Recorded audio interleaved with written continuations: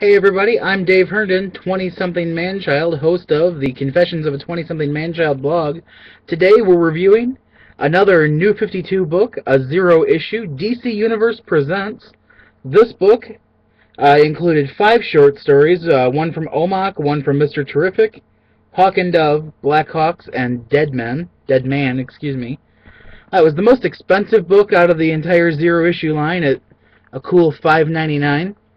The Omok story, which is the first one to lead off the book, it's off and on. It mentions my creator in there for Brother Eye. Excuse me, I'm fumbling here for a second. But Brother Eye was mentioned by my creator, which, as we know, is Batman. We get to see Batman in one quick flashback scene, just to let us know that, hit us right on the nose that yes, that is who did it. Overall, that story I would give us a B minus. The art was decent, the story was okay.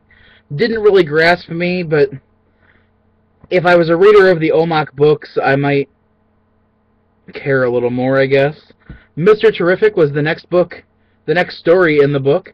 It was a ho-hum story. The art was phenomenal. The story was above average, but basically it's just a quick origin tale of Mr. Terrific. We get to find out a little bit about him. It's a character I didn't know anything about heading in. It grasped my interest enough I might pick up an issue if he had his own book. Following Mr. Terrific, we had a Hawk and Dove story. Again, Hawk and Dove is one I didn't know a whole lot about heading into this story. This was easily the best story in the book. I loved the backstory there as we find out that Dove actually was dating the former Dove, and that Hawk and Dove, when they were both men, were brothers.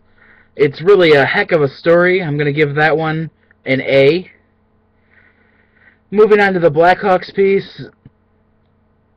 Seems interesting, but really it's the DC version of Nick Fury and the Commandos. There's not really a whole lot else there. I'm going to give that one a solid B.